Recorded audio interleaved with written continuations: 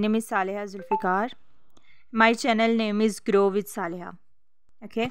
So the topic of today's video would be literary and social developments of Puritan age. Before discussing it further, I will tell you what is literary developments.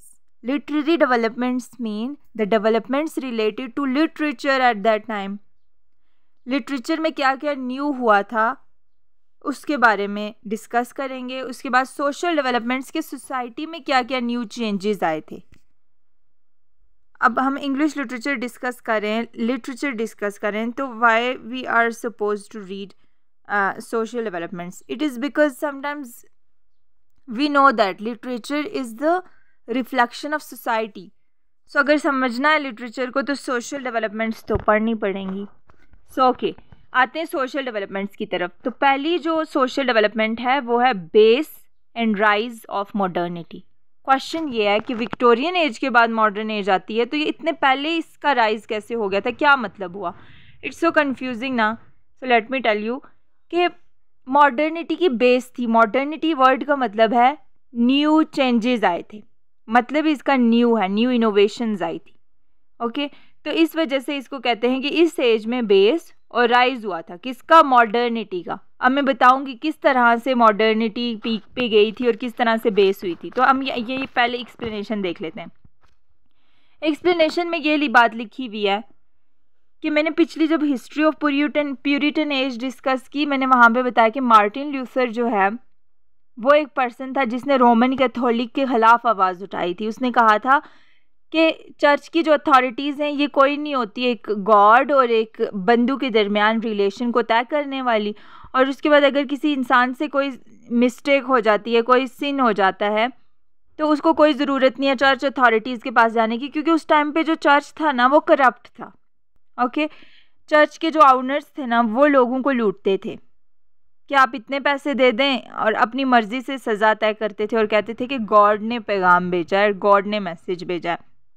So that kind of scenario at that time, ये उस time पे एक मतलब practice बन चुकी थी जिसके खिलाफ मार्टिन लूथर ने आवाज़ उठाई थी. मैंने पहले डिस्कस किया हुआ है रिफॉर्मेशन एज को, प्लेलिस्ट में जाके पहले वाली वीडियो देख लें, थोड़ी ब्लर है बट देख लीजिएगा.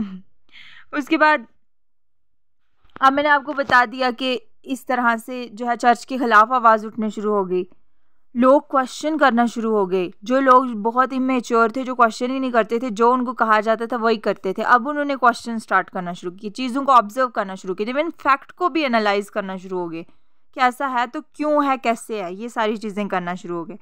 तो इस वजह से ये एक न्यू चेंज आया सोसाइटी के अंदर. इस वजह से इसको कहते हैं मॉडर्निटी की बेस.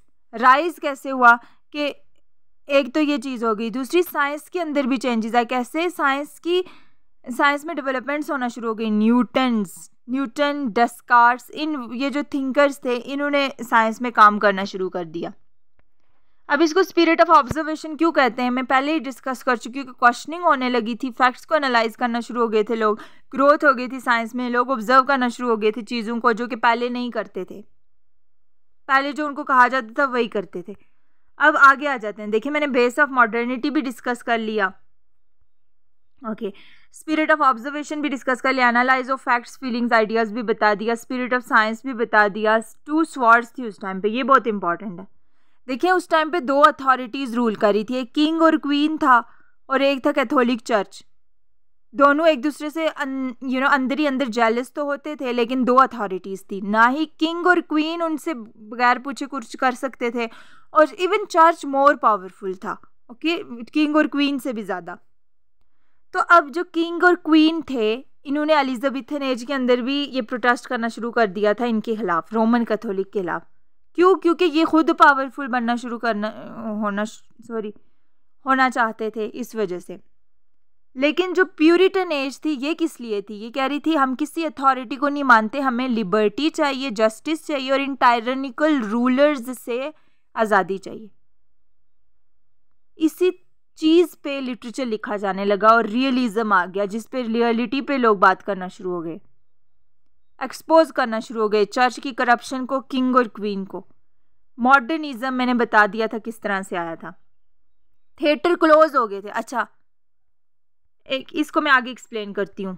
ये थिएटर क्लोज हो गए थे, प्यूरिटन्स वर नैरो माइंडेड। कुछ लोग प्यूरिटन्स को सपोर्ट करते थे, बड़ा अच्छा कहते थे कि ये हमारी आज़ादी के लिए आवाज़ उठा रहे हैं, जस्टिस के लिए, और ये जो क्रूअल लीडर्स हैं इनके खिलाफ आवाज़ उठा रहे हैं।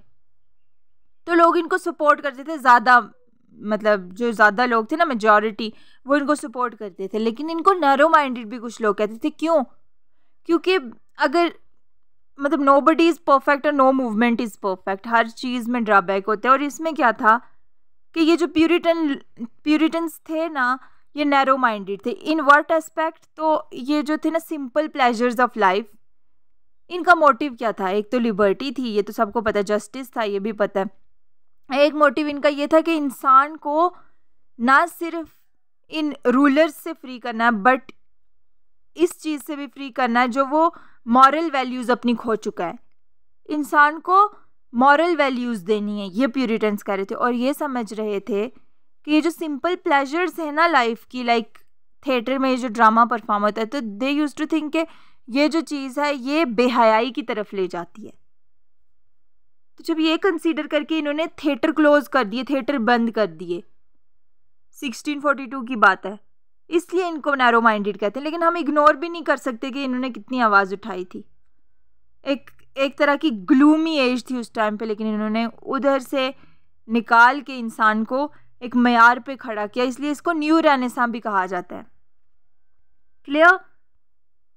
अब क्या हो गया, एक सोशल डेवलपमेंट में एक और बात आ जाती है कि चार्ल्स वन जो था ना, उसका एग्जीक्यूशन हुआ था। अब क्यों हुआ था? क्योंकि वो खुद अपने प्यूरिटन बाप का बेटा था, खुद भी प्यूरिटन था, लेकिन उसने जाके रोमन कैथोलिक से शादी कर दी। अब दोबारा से वैसा तो नहीं ना हो सकता जिसके लिए इतनी एफर्ट की थी लोगों ने इस वजह से उसको एग्जीक्यूट कर दिया। तो प्यूरिटन का एक लीडर था क्रोमवेल, तो उसको ले आए पावर में। ठीक है, ये एक सोशल डेवलपमेंट है इसलिए बता रही हूँ। लिटरेरी डेवलपमेंट्स कौन कौन सी थी? पहली लिटरेरी डेवलपमेंट थी ऑथोराइज्ड वर्जन ऑफ बाइबल। मैंने आपको बताया था ना लिटरेचर से related. Authorized version of Bible is very famous in this age. Why? Because it was written in the Old English language. Anglo-Saxons की लैंग्वेज में इसको लिखा गया था। इससे पहले की एज कौन सी थी? Elizabethan age. उसके अंदर क्या था? फैंसी वर्डिंग थी, फ्लोरी लैंग्वेज थी। और अब क्या हो गया? अब उन्होंने सारे ये जो स्ट्रिक्ट वर्ड्स थे इनको छोड़ के सिंपल लैंग्वेज में लिखना शुरू किया, जैसे ओल्ड लैंग्वेज थी, ओल्ड इंग्लिश लैंग्वेज थी। पहली बार जो है वो फैक्ट को, एक हकीकत को, प्रोज को इंग्लिश में लिखा गया था इस एज में, और वो कौन सी थी? Authorised version of Bible. दूसरी है बायोग्राफी। क्या मतलब? अगर किसी प्रोमिनेंट राइटर की पर्सनल लाइफ पे लिखें तो वो बायोग्राफी होगी। ये काम किसने शुरू किया था? पहली मर्तबा लिटरेचर में ऐसा हो रहा था इस एज में। कौन करा रहा था? फुलर एंड अबरी। ये दो थे जो उस एज के प्रोमिनेंट राइटर्स पे बायोग्राफी लिख रहे थे, और जो एलिजाबेथन एज के थे उन पे भी लिख रहे थे। लेकिन इन्होंने शेक्सपियर के रिलेटेड कुछ भी नहीं लिखा, इसलिए तो एक मिस्ट्री है शेक्सपियर के, इधर ही वाज द पर्सन और नॉट, कोई था भी एम ही। सो दूसरी चीज़ है ऑटोबायोग्राफी। ऑटोबायोग्राफी है, इसकी जो प्रोनाउंसिएशन है, इसका क्या मतलब होता है कि जब एक राइटर जो है वो अपनी पर्सनल लाइफ की रिफ्लेक्शन दे रहा हो अपनी राइटिंग के अंदर, उसको ऑटोबायोग्राफी कहते हैं। और ये भी पहली बार शुरू हुई थी, और इसको स्टार्ट करने वाला पर्सन कौन था? Lord Herbert of Cherbury. Okay, और न्यू चीज़ क्या हुई थी? डायरी आ गई थी। इससे पहले डायरी नहीं लिखी जाती थी, अब जाके डायरी लिखना शुरू हुई प्यूरिटन एज के अंदर। किसकी डायरी फेमस हुई? पेपीज डायरी फेमस हुई थी उस टाइम पे। पेपी जो था वो राइटर था। उसके बाद जर्नल्स भी फेमस हुए थे, जैसे फॉक्सेस जर्नल।